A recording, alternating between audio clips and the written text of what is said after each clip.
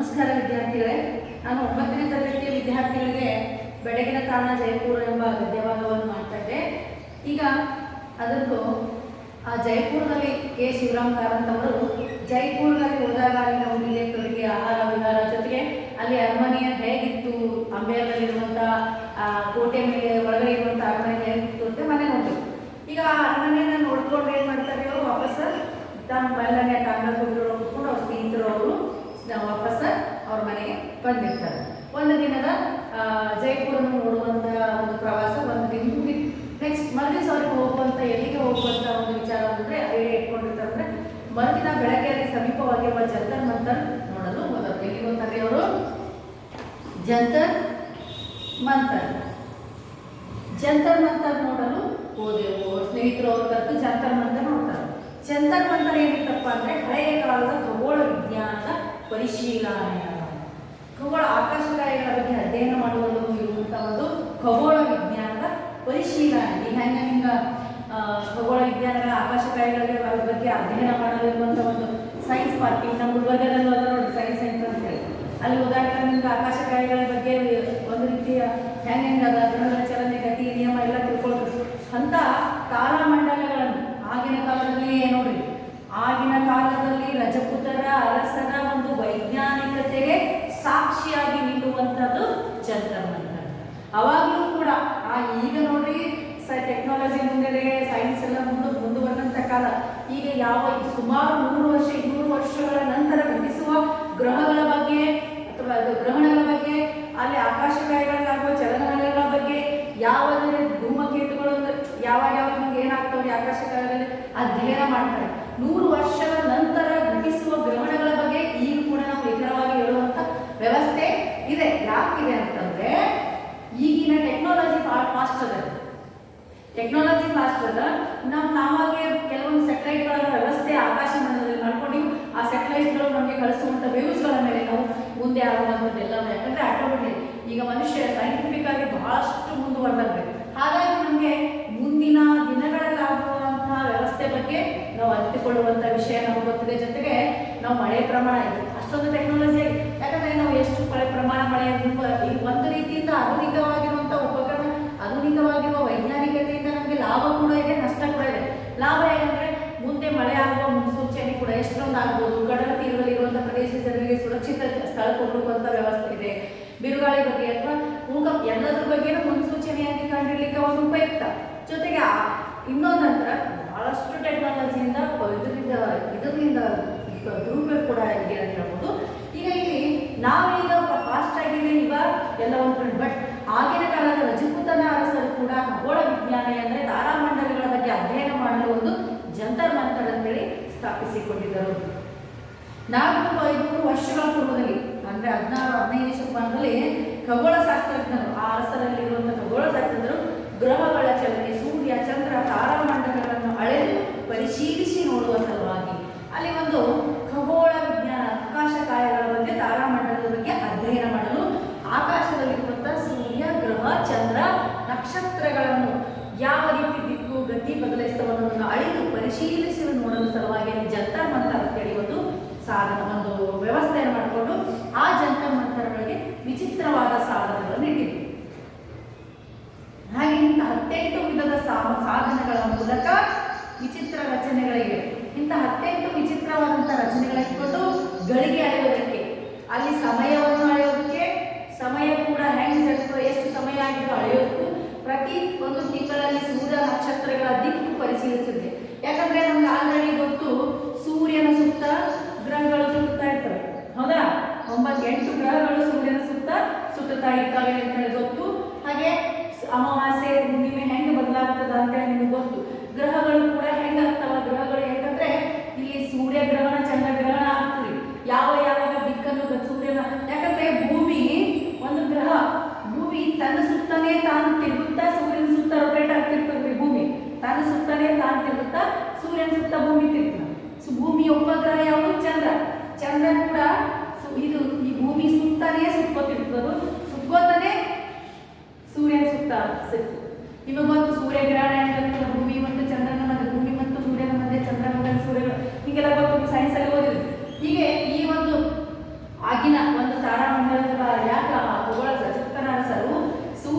ದಿಕ್ಕು ಸೂರ್ಯ ಹೆಂಗೆ ಪರಿಭ್ರಮಣೆ ಹೋಗ್ತದ, ಚಂದ್ರ ಹೆಂಗೆ ಪರಿಭ್ರಮಣೆ ಆಗ್ತದ, ಭೂಮಿ ಅಂದ್ರೆ ಸೂರ್ಯ ಚಂದ್ರ ನಕ್ಷತ್ರಗಳ ಬಗ್ಗೆ ಅಧ್ಯಯನ ಮಾಡಲು ಆಗಿನ ಕಾಲದಲ್ಲೇ ಜಂತರ್ ಮಂತರ್ ಅಂತೇಳಿ ಒಂದು ಖಗೋಳ ಒಂದು ವಿಜ್ಞಾನವನ್ನು ಸ್ಥಾಪಿಸಿದ್ದರು. ಇಲ್ಲಿ ಸಮಯವನ್ನು ಅಳೆಯೋದಕ್ಕೆ, ಸೂರ್ಯ ಚಂದ್ರಗಳ ದಿಕ್ಕುಗಳನ್ನು ಅಳೆಯೋದಕ್ಕೆ ಪ್ರತಿಯೊಂದು ಸಾಧನಗಳನ್ನು, ಇದು ಈ ಒಂದು ಸಾಧನ ಇನ್ಸ್ಟ್ರೂಮೆಂಟ್ಸ್ ಅಂತಾರೆ, ಅದ್ರ ಮೇಲೆ ಒಂದು ಇಲ್ಲಿ ಸೂರ್ಯನ ಅಳೆಯೋದಕ್ಕೆ ಮತ್ತೊಂದು ಇನ್ಸ್ಟ್ರೂಮೆಂಟ್ಸ್, ಅದು ಚಂದ್ರನ ದಿಕ್ಕನ್ನು ಅಳೆಯೋದಕ್ಕೆ ತಮಗೆ ತಿಳಿಯುವಂತೆ ಒಂದು ಪರಿಶೀಲಿಸಿ ಏನೇನೋ ಮಾರ್ಪಾಡುಗಳು ಮಾಡ್ಕೊಂಡು ಪ್ರತಿಯೊಂದು ಸಾಧನದ ಮೇಲೆ. ಈಗ ಒಂದು ಆ ಖಗೋಳ ವಿಜ್ಞಾನದಲ್ಲಿ ಒಂದು ಹಿಂಗೇನೋ ಸಾಧನ ಇಟ್ಕೊಂಡ್ರೆ ಅಂತ ಇಟ್ಕೊಳ್ಳಿ, ಆ ಪ್ರತಿಯೊಂದು ಸಾಧನದ ಮೇಲೆ ಏನ್ ಮಾಡಬೇಕು ಅಂದ್ರೆ ಅದನ್ನ ಹೆಂಗೆ ಉಪಯೋಗ ಮಾಡ್ಕೋಬೇಕು. ಇದು ಸೂರ್ಯನ ಗತಿಯನ್ನ ಅವ್ರದೊಂದು ಸೂರ್ಯನ ದಿಕ್ಕನ್ನ ಅಳೆಯಲಿಕ್ಕೆ ಇಟ್ಕೊಂಡ್ರ, ಇದನ್ನ ಹೇಗೆ ಉಪಯೋಗ ಮಾಡಬೇಕು, ಅದು ಕಾಲವ ಅಳೆಯುವ ರೀತಿಯನ್ನ ಕೂಡ ಅವರು ನಮೂದಿಸಿ ಇಟ್ಟಿದ್ದಿರಿ, ಬರ್ಲಿಕ್ಕಿದ್ರು. ದೂರದರ್ಶಿಗಳ ಮೇಲೆ ಬೆಲೆಯೋ ದೂರದರ್ಶಿಯ ಸಹಾಯವಿಲ್ಲದೆ, ಈಗ ನಾವು ಆಕಾಶ ಸೈನ್ಸ್ ಸೆಂಟ್ರಲ್ಲಿ ಅಲ್ಲಿ ಹೋದಾಗ ದೂರದರ್ಶಕ ಮುಖಾಂತರ ನೋಡಿದಾಗ ನಮಗೆ ನಮ್ಮ ಸಮೀಪವೇನು ಅಂತ ಅವುಗಳ ದಿಕ್ಕನ್ನು ಗತಿಯನ್ನು ಅಳಲಿಕ್ಕೆ ಬಹಳ ಅನುಕೂಲ ಆಗ್ತದೆ. ಆಗಿನ ಕಾಲದಲ್ಲಿ ಆ ದೂರದರ್ಶಿಯ ಸಹಾಯವಿಲ್ಲದೆ ಬರಿಗಣ್ಣಿನಿಂದಲೇ ನೋಡಿ ಎಷ್ಟು ವಿಜ್ಞಾನಿಗಳು ಹೆಂಗಿದ್ರು, ಬರಿಗಣ್ಣಿನಿಂದ ಖಗೋಳ ಆಕಾಶಕಾಯ ಗ್ರಹಗಳ ಗತಿಯನ್ನು ಅಳೆಯನ್ನು ಮಾಡಿದಂತಹ ಒಂದು ಸಾಧನಗಳು ಇದ್ದು. ಅಲ್ಲಿ ಗಣಿತದ ಸೂಕ್ಷ್ಮ ಪರಿಶೀಲನೆಗೂ ಹಿರಿಯರು ಸಲ್ಲಿಸಿದ ಒಂದು ಕಾಣಿಕೆ ಅಂತ ಹೇಳಿ ಅದನ್ನು ನಾವು ಹೇಳ್ಬೋದು. ಆಗಿನ ಸೈಂಟಿಸ್ಟ್ ಎಷ್ಟು ಹುಷಾರಿರ್ಬೋದು. ಸೂರ್ಯ ಇಷ್ಟೆಲ್ಲ ಒಂದು ಹಿರಿಯರು ಆ ಖಗೋಳ ವಿಜ್ಞಾನವನ್ನ, ಆ ಒಂದು ಖಗೋಳ ಶಾಸ್ತ್ರಜ್ಞರು ಆಗಿನ ಕಾಲದಲ್ಲಿ ಈ ಸೈನ್ಸ್ನ ಅಷ್ಟೊಂದು ಅಷ್ಟೊಂದು ಮಾಹಿತಿ ಇದ್ದಿಲ್ಲ ಬಿಡ್ರಿ, ಯಾಕಂದ್ರೆ ಇಷ್ಟು ಇನ್ಸ್ಟ್ರೂಮೆಂಟ್ಸ್ಗಳು ಸೈನ್ಸ್ ಈಗಿನ ಕಾಲದ ಯಾವುದೂ ಉಪಯೋಗ ಇವುಗಳಿಲ್ಲದೆ, ಸೆಟಲೈಟ್ಗಳು ಮತ್ತೊಂದು ಸೈನ್ಸ್ ಸಾಧನಗಳಿಲ್ಲದೆ ಆ ಕಾಲದಲ್ಲಿ ಸೂರ್ಯ ದಿಕ್ಕು ಚಂದ್ರನ ದಿಕ್ಕನ್ನು ಅಳೆಯಲು ಅವರ ಒಂದು ಪರಿಭ್ರಮಣವನ್ನು ಅಳೆದುವನ್ನು ಮಾಡಿಕೊಳ್ಳುವಂಥ ಸಾಧನ ನಿಜಕ್ಕೂ ಬೆಳಗಾಗುವಂಥದ್ದು. ಹಾಗೆ ಸೂರ್ಯ ಇದೆಲ್ಲ ನೋಡ್ತಾರೆ, ಸೂರ್ಯ ಬಾಣ ನಡುವಾಡಿದ್ರೆ ಮಧ್ಯಾಹ್ನದ ಸಮಯ ಆಗಿತ್ತು, ನಮ್ಮ ತಲೆಯನ್ನು ಕೊಡುತ್ತಿದ್ದನಾದ್ರಿಂದ ಇನ್ನಿತರ ಜೈಪುರದಲ್ಲಿರುವ ಬೇರೆ ಸ್ಥಳಗಳನ್ನು ನೋಡುವ ಆಸೆ, ಯಾಕಂದ್ರೆ ಬಿಸಿಲು ಜಾಸ್ತಿ ಇದೆ, ಅದು ಆಲ್ರೆಡಿ ಮರುಭೂಮಿಯನ್ನು ಹೊಂದಿರುವ ಹೆಚ್ಚು ಪ್ರದೇಶವನ್ನು ಹೊಂದಿರುವಂಥದ್ದಲ್ಲಿ ಅಲ್ಲೇನಂತ ಬಿಸಿಲು ಬೇರೆ ಸ್ಥಳಗಳನ್ನು ನೋಡುವ ಆಸೆ ಅಂತೇಳಿ ಹೋಗ್ತಾರೆ, ಮನೆಗೆ ಹೋಗ್ತಾರ. ಅವ್ರಿಗೆ ಮರಳಿಸ ಇನ್ನೊಂದು ಅವ್ರಿಗೆ ಆಸೆ ಇತ್ತು, ಪೈಲ ಸಲ ಹೋದನ್ನು ಅವ್ರಿಗೆ ಮೊದಲಿನ ಸಲ ಹೋದನ್ನು ಆಗಿಲ್ಲ. ಇನ್ನೊಂದೇನಂದ್ರೆ ಕಾರಂತರಿಗೆ ಜೈಪುರದ ಜಾನಪದ ನೃತ್ಯವನ್ನು ನೋಡುವಂಥದ್ದು ಇಷ್ಟ ಇತ್ತು. ಹಾಗಾಗಿ ಜೈಪುರದಲ್ಲಿ ಜಾನಪದ ನೃತ್ಯಗಳು ನೋಡುವ ಹಂಬಲವಾಗಿತ್ತು. ಹಾಗಾಗಿ ಮುಂಚಿತವಾಗಿ ಮಿತ್ರರಿಗೆ ನನ್ನ ಅಪೇಕ್ಷೆ ತಿಳಿಸಿದೆ. ಇವರೇನು ಹೇಳ್ತಾರೆ, ಈ ಸಲ ಬರುವಾಗ ನಾನು ನಿಮ್ಮ ಜೈಪುರದಲ್ಲಿ ನೃತ್ಯವನ್ನು ನೋಡ್ಬೇಕಂತ ಆಸೆ ಅದ, ಅದಕ್ಕೆ ನಾನು 2-3 ದಿವಸ ಇರ್ತೀನಿ, ಒಂದು ದಿವಸ ಆ ನೃತ್ಯ ನೋಡ್ಲಿಕ್ಕೆ ನನ್ನ ಹಂಬಲದ ನನಗೆ ವ್ಯವಸ್ಥೆ ಮಾಡಿ ಅಂತೇಳಿ ಅವ್ರು ಯಾವ ಸ್ನೇಹಿತರ ಮನೆಗೆ ಉಳ್ಕೊಂಡಿರ್ತಾರೆ ರೈಗಳಿಗೆ ತಿಳಿಸಿರ್ತಾರೆ. ಅಪೇಕ್ಷೆ ಅಂದ್ರೆ ಅವ್ರ ಆಸೆ, ಅವ್ರ ಗೆಳೆಯರಿಗೆ ತಿಳಿಸಿ ಏರ್ಪಾటు ಮಾಡಿದ್ರು. ಸರಿ, 2 ದಿವಸ ಇವರು ಜೈಪುರದಲ್ಲಿ ಇರುವಂತಹ ವಿವಿಧ ಸ್ಥಳಗಳನ್ನು ನೋಡುವಲ್ಲಿ ಸಮಯ ಕಳೆದು ಹೋಗ್ತದೆ.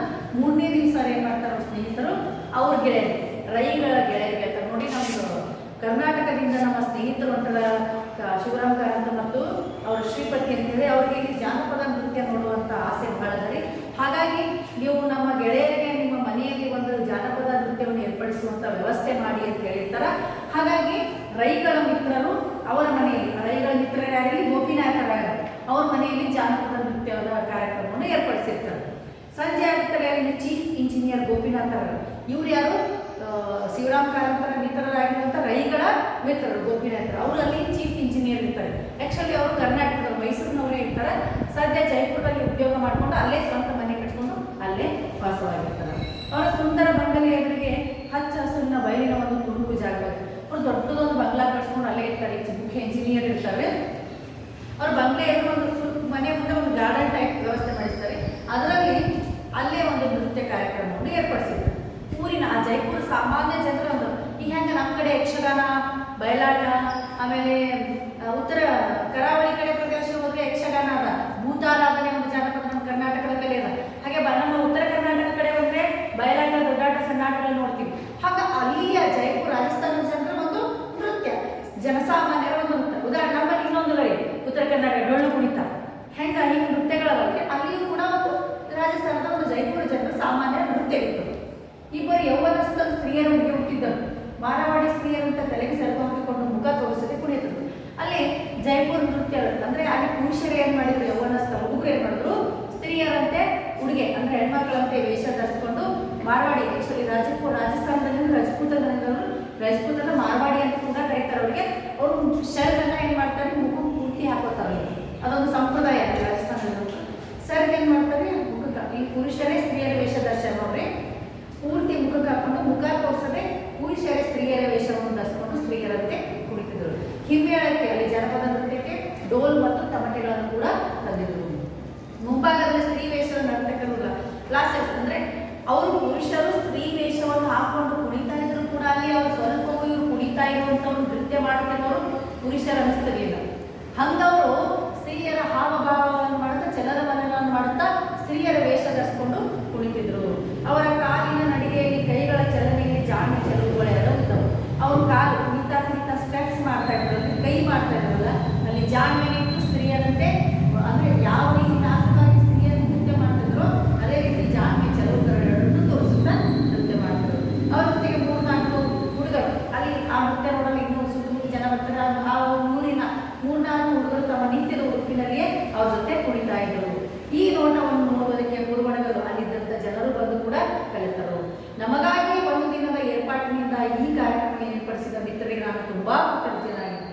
ಪಾಪ ಇವ್ರಿಗಾಗಿಯೇ ಒಂದು ದಿನದ ಆ ನೃತ್ಯವನ್ನು ಏರ್ಪಡಿಸಿದ್ರಲ್ಲ ಆ ಮಿತ್ರರೆಲ್ಲರಿಗೂ ನಾನು ಕೃತಜ್ಞ. ಯಾಕಂದ್ರೆ ಇವರಿಗೆ ಜೈಪುರದ ನೃತ್ಯ ನೋಡ್ಬೇಕಂತ ಬಹಳ ಹಂಬಲ ಇರ್ತದ.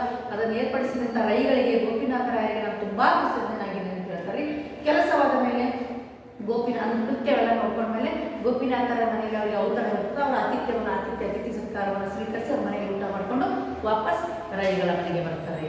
ಮುಂದೆಲ್ಲ ಅವಸರವೇ, ಮುಂದೆಲ್ಲ ಓಟ. ಯಾಕಂದ್ರೆ ಅವ್ರು ಜೈಪುರ ಅವಧಿ ಅಂದ್ರೆ ಪ್ರವಾಸದ ಅವಧಿ ಮುಗಿದು ಹೋಗ್ತದ್ರಿ. ಅವಸರ ತಮ್ಮ ರೈಗಳ ಮನೆಗೆ ಒಂದು ಸ್ವಲ್ಪ ವಿಶ್ರಾಂತಿ ಮಾಡಿ ಅವಸರವಾಗಿ ಊಟ ಮಾಡ್ಕೊಂಡು ಅವಸರವಾಗಿ ಎಲ್ಲಿಗೆ ಬರ್ತಾರೆ, ರೈಲ್ವೆ ಸ್ಟೇಷನ್ ಬರ್ತಾರೆ. ಧಾವಿಸಿ ಬರೋವರೆಗೆ ಇವ್ರು ಹೋಗುವಂತ ದಿಲ್ಲಿಗೆ ಹೋಗುವ ರೈಲು ಬಂಡಿ ಬಂದು ನಿಂತಿತ್ತು. ಆ ಕಾಲದಲ್ಲಿ ಬೆಂಗಳೂರಿಂದ ಡೆಲ್ಲಿಗೆ ಹೋಗೋದು, ಇಲ್ಲಿಂದ ರಾಜಸ್ಥಾನ ಹಂಗೆ ವ್ಯವಸ್ಥೆ ಇದ್ದಿರ್ಬೋದು.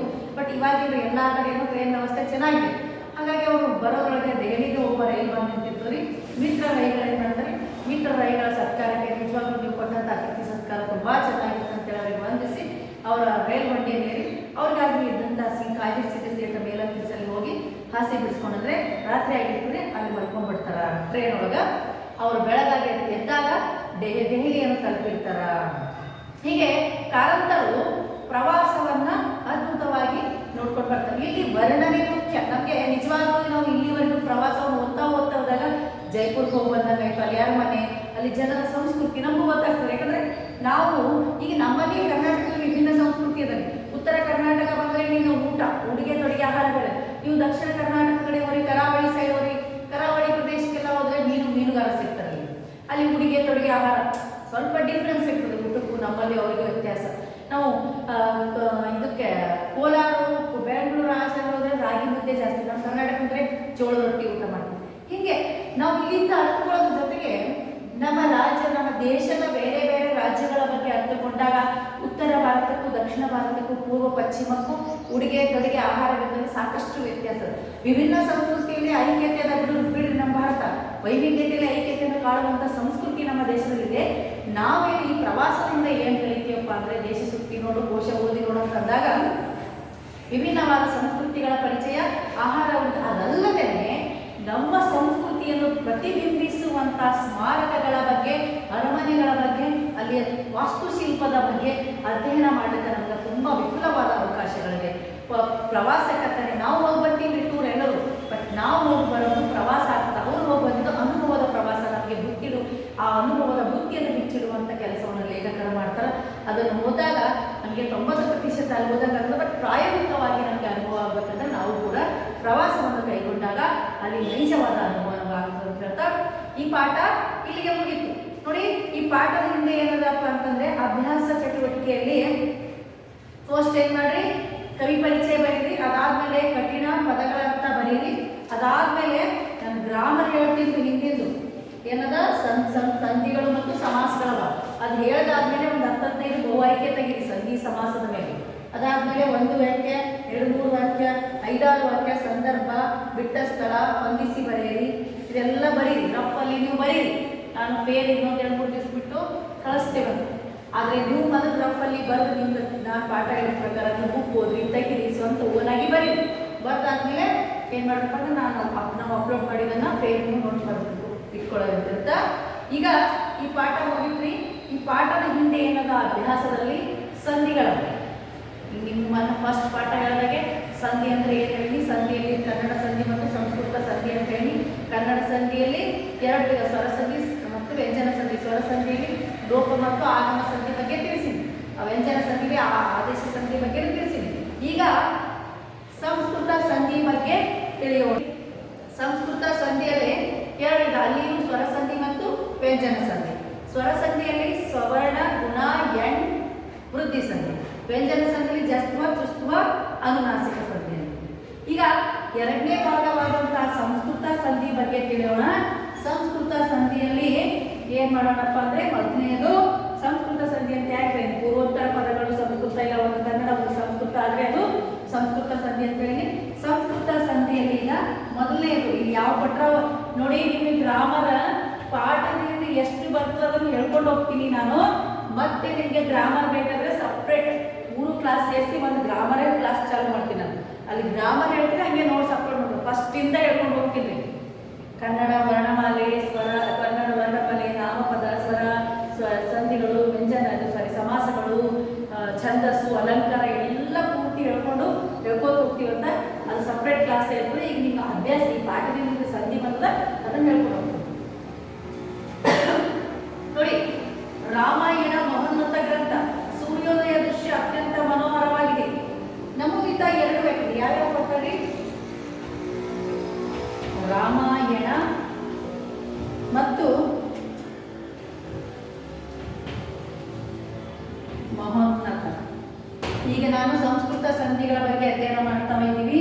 ಇಲ್ಲಿ 4 ಬರ್ತವೆ. ಸವರ್ಣ ಗುಣ ಅಂದ್ರೆ ಸವರ್ಣ ದೀರ್ಘ ಸಂಧಿ, ಗುಣ ಸಂಧಿ, ಎಣ್ ಸಂಧಿ, ವೃದ್ಧಿ ಸಂಧಿ. 4. ಮೊದಲೇದು ಸವರ್ಣ ದೀರ್ಘ ಸಂಧಿ ಬಗ್ಗೆ ತಿಳ್ಕೊಳ್ಳೋಣ. ರಾಮಾಯಣ ಮಹೋನ್ನತ ಗ್ರಂಥ, ಸೂರ್ಯೋದಯ ಅತ್ಯಂತ ಮನೋಹರ. ರಾಮಾಯಣ ಮಹೋನ್ನತ ಗ್ರಂಥ, ಸೂರ್ಯೋದಯ ದೃಶ್ಯ ಅತ್ಯಂತ ಮನೋಹರ, ಎಲ್ಲವೂ ಸಂಸ್ಕೃತ. ಯಾಕೆ ಸಂಸ್ಕೃತ ಸಂಧಿ ಅಂತೀವಿ ನೋಡಿ, ಇಲ್ಲಿ ಬಂದಿರುವಂತ ಎಲ್ಲಾ ಪದಗಳು ಸಂಸ್ಕೃತ ಪದಗಳು. ಆದರೆ ಕನ್ನಡ ಪದಗಳನ್ನು, ಯಾಕಂದ್ರೆ ಸಂಸ್ಕೃತ ತತ್ಸಮ ತದ್ಭವ ರೂಪದಲ್ಲಿ, ತತ್ಸಮ ತತ್ವ ಹೇಳ್ತೀನಿ ನಾನು, ತದ್ಭವ ರೂಪದಲ್ಲಿ ಕನ್ನಡ ಬರ್ತವ, ಹಾಗಾಗಿ ಕನ್ನಡ ಪದಗಳನ್ನೇ ಪರಿಗಣಿಸಲ್ಪಟ್ಟಿವೆ. ಹೀಗೆ ಕನ್ನಡ ಭಾಷೆಗೆ ಸಂಸ್ಕೃತ ಪದಗಳು ಹಲವಾರು ಪದಗಳು ಸೇರ್ಪಡೆಯಾಗಿವೆ. ಇಂತಹ ಸಂಸ್ಕೃತ ಪದಗಳೇ ಪೂರ್ವೋತ್ತರ ಪದಗಳು, ಪೂರ್ವಪದವು ಸಂಸ್ಕೃತ ಪದ, ಉತ್ತರ ಪದವು ಸಂಸ್ಕೃತ ಪದವು ಸೇರಿ ಸಂಧಿ ಅಂದರೆ ಅವುಗಳನ್ನು ಸಂಸ್ಕೃತ ಸಂಧಿ ಅಂತ ಕರೆಯಲಾಗುತ್ತದೆ. 2 ಸ್ವರಗಳ ನಡುವೆ ಸಂಧಿ ಅಂದ್ರೆ ಪೂರ್ವ ಪದದ ಕೊನೆಯ ಅಕ್ಷರ ಸ್ವರ, ಉತ್ತರ ಪದದ ಮೊದಲನೇ ಅಕ್ಷರವು ಸ್ವರ, 2 ಸ್ವರಗಳು ಸೇರಿ ಸಂಧಿ ಅಂದ್ರೆ ಸ್ವರ ಸಂಧಿ. ಸ್ವರಕ್ಕೆ ವ್ಯಂಜನ ಅಥವಾ ವ್ಯಂಜನಕ್ಕೆ ಸ್ವರ ಸೇರಿ ಸಂಧಿ ಅಂದ್ರೆ ಅದು ವ್ಯಂಜನ ಸಂಧಿ. ನಿಮ್ಗೆ ಮೊನ್ನೆನೇ ಹೇಳಿ ನಾನು, ಸಂಧಿ ಬಗ್ಗೆ ಕನ್ಫ್ಯೂಸ್ ಆಗಬೇಡಿ. ಸಂಧಿ ಅಂದ್ರೆ ಏನು? ಸಂಧಿ ಅಂದ್ರೆ 2 ಪದಗಳ ಮಧ್ಯೆ ಸಂಧಿಕರಣ ಕಾಲ ವಿಳಂಬವಿಲ್ಲದೆ ಸೇರಿ ಒಂದೇ ಪದವಾಗುವುದಕ್ಕೆ ಸಂಧಿ ಅಂತ ಕರಿತೀವಿ. ಹಾಗೆ ಸಂಧಿ ಆಗ್ಬೇಕಾದ್ರೆ ಸಂಧಿಗೆ ಕನ್ನಡ ಸಂಧಿ, ಸಂಸ್ಕೃತ ಸಂಧಿ ಅಂತ ಹೇಳಿದ್ವಿ. ಕನ್ನಡ ಸಂಧಿಯಲ್ಲಿ ಸ್ವರ ಸಂಧಿ, ವ್ಯಂಜನ ಸಂಧಿ. ಪೂರ್ವೋತ್ತರ ಪದಗಳಲ್ಲಿ ಸ್ವರಗಳ ಮಧ್ಯೆ ಸಂಧಿ ಅಂದ್ರೆ ಸ್ವರ ಸಂಧಿ. ಪೂರ್ವೋತ್ತರ ಪದಗಳಲ್ಲಿ ಸ್ವರ ವ್ಯಂಜನ ಅಥವಾ ವ್ಯಂಜನ ಸೇರಿ ಸಂಧಿ ಅಂದ್ರೆ ವ್ಯಂಜನ ಸಂಧಿ. ಕನ್ನಡ ಸಂಧಿಯಲ್ಲಿ 3: ಲೋಪ, ಆಗಮ, ಆದೇಶ ಅಂತ ಹೇಳಿದ್ವಿ. ಲೋಪನ್ನು ತಿಳಿಸಿದೆ, ಆಗಮವನ್ನು ತಿಳಿಸಿದೆ, ಆದೇಶ. ಈಗ ಸಂಸ್ಕೃತ ಸಂಧಿಯಲ್ಲಿ ಇಲ್ಲಿಯೂ ಕೂಡ ಸ್ವರ ಸಂಧಿ ಮತ್ತು ವ್ಯಂಜನ ಸಂಧಿ ಅಂತವ. ಸ್ವರ ಸಂಧಿಯಲ್ಲಿ ಸವರ್ಣ ಗುಣ ಎಣ್ ವೃದ್ಧಿ, ವ್ಯಂಜನ ಸಂಧಿಯಲ್ಲಿ ಜಸ್ತ್ವ ಚುತ್ವ ಅನುನಾಸಿಕ. ಈಗ ಸಂಸ್ಕೃತ ಸಂಧಿಯಲ್ಲಿ ಸವರ್ಣ ದೀರ್ಘ ಸಂಧಿ, ಮೊದಲೇ ಅದ್ರ ಬಗ್ಗೆ ನೋಡೋಣ. ಯಾಕೆ ಸಂಸ್ಕೃತ ಸಂಧಿ ಅಂದ್ರೆ ಪೂರ್ವೋತ್ತರ ಪದಗಳೆರಡು ಏನಾಗಿರ್ತಾವ್ರಿ? ಸಂಸ್ಕೃತ ಪದಗಳಾಗಿವೆ. ಫಸ್ಟಿಗೆ ಸವರ್ಣ ದೀರ್ಘ ಸಂಧಿಯ ಬಗ್ಗೆ ಅಧ್ಯಯನ ಮಾಡೋಣ. ವಿದ್ಯಾಭ್ಯಾಸ.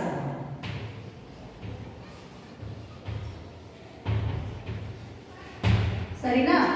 ಈ ಪದವನ್ನ ವಿದ್ಯಾ ಅಭ್ಯಾಸ, ಇಲ್ಲೇನಂದ್ರೆ ದಾ ಒಳಗ ಆಗ ಪ್ಲಸ್ ಇಲ್ಲಿ ಕೂಡಿಸಿ ಬಂದಾಗ ಆಗ. ರವೀಂದ್ರ, ಇನ್ನೊಂದು ಪದ ಕಳಿಸ್ತೀವಿ ನೋಡ್ರಿ. Ravi plus Indra equal to Ravindra.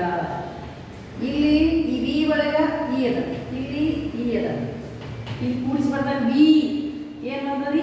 ಈ ಬಂದ. ಸರಿ, ಇನ್ನೊಂದು ಬರೋಣ. ಗುರು ಪ್ಲಸ್ ಉಪದೇಶ. ಉಪದೇಶ, ಗುರು ಪ್ಲಸ್ ಉಪದೇಶ ಕೂಡಿಸಿ ಬಂದಾಗ ಗುರುಪದೇಶ. ಸರಿನಾ? ನೋಡಿ ವಿದ್ಯಾರ್ಥಿಗಳೇ, ಸವರ್ಣ ದೀರ್ಘ ಸಂಧಿಯ ಏನಪ್ಪಾ ಅಂತಂದ್ರೆ ಇದೊಂದು ಲಕ್ಷಣ ಏನಂದ್ರೆ ಪೂರ್ವೋತ್ತರ ಪದಗಳಲ್ಲಿ ಸವರ್ಣ ಅಂತ ಕರಿತೀವಿ. ಸೇಮ್ ಅಕ್ಷರ ಸವರ್ಣ ಯಾಕೆ ಅ ಈ ಉ ಅ ಇ ಉಚ್ಚಾರ ಮತ್ತು ಲಿಪಿ ಪದ ಸವರ್ಣ ಅಕ್ಷರಗಳು ಸವರ್ಣ ದೀರ್ಘ ಸಂಧಿಗಳು. ಪೂರ್ವ ಪದದ ಕೊನೆಯಲ್ಲಿ ಅ ಅಥವಾ ಆ ಬಂದು ಉತ್ತರ ಪದದ ಆದಿಗೆ ಆನೆ ಬರಬೇಕು. ಪೂರ್ವ ಪದದ ಕೊನೆಯಲ್ಲಿ ಆ ಬಂದು ಉತ್ತರ ಪದದಲ್ಲಿ ಅ ಬಂದು ಸಂಧಿ ಆದಮೇಲೆ ಆ ದೀರ್ಘ ಸ್ವರ ಆದೇಶವಾಗಿ ಬಂದರೆ ಅದು ಸವರ್ಣ ದೀರ್ಘ ಸಂಧಿ. ಪೂರ್ವ ಪದದ ಕೊನೆಯಲ್ಲಿ ಈ ಅಥವಾ ಈಕಾರ ಬಂದು ಯಾವುದೇ ಈಗಲಿ ಸಣ್ಣ ದೊಡ್ಡ ಈ ಕಾರಕ್ಕೆ ಈ ದೀರ್ಘ ಸ್ವರ ಆದೇಶವಾಗಿ ಬಂದರೆ ಅದು ಸವರ್ಣ ದೀರ್ಘ ಸಂಧಿ. ಪೂರ್ವೋತ್ತರ ಪದಗಳಲ್ಲಿ ಊಕಾರ ಬಂದು ಸಂಧಿಯಾದ ಮೇಲೆ ಊ ದೀರ್ಘ ಸ್ವರ ಆದೇಶವಾಗಿ ಬಂದರೆ ಅದು ಸವರ್ಣ ದೀರ್ಘ ಸಂಧಿ. ಇನ್ನು ನೋಡ್ರಿ ಸವರ್ಣಗಳ ಅಂದ್ರೆ ಈಗ ಪೂರ್ವ ಪದದಲ್ಲಿ ಈ ಬಂದು ಹೂ ಬಂದ್ರೆ ಅದು ಸವರ್ಣ ಆಗಲ್ಲ. ಪೂರ್ವೋತ್ತರ ಪದದಲ್ಲಿ ಆಕಾರಕ್ಕೆ ಆನೆ ಆದೇಶವಾಗಿ ಆದೇಶವಾಗಿ ಸಂಧಿ ಆದ್ಮೇಲೆ ಆನೆ ಬರುತ್ತೆ. ಆಕಾರಕ್ಕೆ ಆನೆ ಬರುತ್ತೆ. ಈ ಕಾರಕ್ಕೆ ಈನೇ ಬರುತ್ತೆ. ಊಕಾರಕ್ಕೆ ಊನೆ ಅಂದ್ರೆ ಆಕಾರಕ್ಕೆ ಆ ಈ ಕಾರಕ್ಕೆ ಈ ಊಕಾರಕ್ಕೆ ಊ ಆದೇಶವಾಗಿ ಬಂದರೆ ಅದು ಸವರ್ಣ ದೀರ್ಘ ಸಂಧಿ ಆಗುತ್ತದೆ. ಇಲ್ಲಿ ಪೂರ್ವಪದದ ಕೊನೆಯಲ್ಲಿ ಆ ಸ್ವರ ಪರಪದದ ಆದಿಯಲ್ಲಿ ಅಂದ್ರೆ ಪೂರ್ವಪದ ಕೊನೆಯಲ್ಲಿ ಆ ಬಂದು ಉತ್ತರ ಪದದಲ್ಲಿ ಬಂದ್ರೆ ಇವೆರಡೂ ಸ್ವರಗಳು ಒಂದೇ ಸ್ಥಾನದಲ್ಲಿ ಹುಟ್ಟುವುದರಿಂದ ಇವು ಸವರ್ಣಗಳು. ಈ ಸವರ್ಣಗಳು ಸೇರಿ ಸಂಧಿಯಾದರೆ ದೀರ್ಘ ಸ್ವರವಾಗಿ ಪರಿವರ್ತನೆಯಾಗುತ್ತದೆ. ಆ ಬಂಧದ ಹಾಗಾಗಿ ಸವರ್ಣ ದೀರ್ಘ ಸಂಧಿ. ಇಲ್ಲಿ ರವೀಂದ್ರನು ವ ಪ್ಲಸ್ ಇ ವ ಏನೈತ್ರಿ ದೀರ್ಘ ಸ್ವರ ಆದೇಶ ಬರುತ್ತೆ. ಇಲ್ಲಿ ಊಕಾರಕ್ಕೆ ಹೂ ಆದೇಶ ಬರುತ್ತೆ. ಹಾಗಾಗಿ ಈ ಕೂಡ ಸವರ್ಣ ದೀರ್ಘ ಸಂಧಿಗಳೇ ತಿಳಿದ್ರಿ. ಆ ಕಾಲಕ್ಕೆ ಪೂರ್ವೋತ್ತರ ಪದಗಳಲ್ಲಿ ಆ ಬಂದು ಸಂಧಿ ಆದ್ಮೇಲೆ ಆನೇ ಬರಬೇಕು. ಈ ಕಾಲಕ್ಕೆ ದೊಡ್ಡ ಈನೇ ಬರಬೇಕು. ಊ ಕಾಲಕ್ಕೆ ಊನೇ ಬರಬೇಕು. ಇಲ್ಲಿ ಹೂ ಬಂದು ಲಾಸ್ಟ್ ಸಂಧಿ ಆದ್ಮೇಲೆ ಈ ಬರ್ತೀನಿ ಅಂದ್ರೆ ಅಲ್ಲಿ ಹೂ ಬಂದಾಗ ಸಂಧಿ ಆದ್ಮೇಲೆ ಊನೇ ದೀರ್ಘ ಸ್ವರನೇ ಬರಬೇಕು. ಸವರ್ಣ ಸ್ವರ ಅಂದ್ರೆ ಒಂದರ ಮುಂದೆ ಸೇರಿ ಒಂದು ಸೇರಿ ಸಂಧಿ ಆದರೆ ಅವೆರಡ ಸ್ಥಾನದಲ್ಲಿ ಅದೇ ಜಾತಿಯ ಈ ಕಾರಕ್ಕೆ ಈನೇ ಆಕಾರಕ್ಕೆ ಆನೆ ಈ ಕಾರಕ್ಕೆ ಊಕಾರಕ್ಕೆ ಊನೇ ಬಂದರೆ ಅದು ಸವರ್ಣ ದೀರ್ಘ ಸಂಧಿಯಾಗುತ್ತದೆ. ಇಲ್ಲಿ ಸಭಾಂಗಣ, ದೇವಾಲಯ, ಪ್ರವೇಶ, ವಧುಪಥ ಅಂತ ಹೇಳಿ ಅವಿಷ್ಟು ಬಿಡಿಸ್ತೀರಿ ನೀವು ಮನೆಯಲ್ಲಿ. ನಾಳೆ ಗುಣಸಂಧಿ ಬಗ್ಗೆ ಹೇಳ್ತೀನಿ ಅಂತ ತಿಳಿತಾ ವಿದ್ಯಾರ್ಥಿಗಳೇ. ಸವರ್ಣ ದೀರ್ಘ ಸಂಧಿ ಅಂದ್ರೆ ಸವರ್ಣಗಳು ಆಕಾರಕ್ಕೆ ಅದೇ ವರ್ಣದ ಅಕ್ಷರ ಆನೆ ಆದೇಶ ಬರಬೇಕು. ಈ ಕಾರಕ್ಕೆ ಈನೆ ಊಕಾರಕ್ಕೆ ಊನೇ ಬಂದರೆ ಅದು ಸವರ್ಣ ದೀರ್ಘ ಸಂಧಿ ಆಗುತ್ತದೆ. ತಿಳಿತಾ? ನಾಳೆ ಗುಣಸಂಖ್ಯೆಯ ಎರಡರಿಂದ ಆಮೇಲೆ ಸಮಾಸಗಳೆರಡು ತಿಳಿಸ್ತೀನಿ. ಆಮೇಲೆ ಈ ಪಾಠದನ್ನ ಫೇರ್ನ ಕಳಿಸ್ತೀವಿ. ಮೊದಲು ಯೂನಿಫ್ ವರ್ಕ್ ಮಾಡಿ. ಧನ್ಯವಾದಗಳು.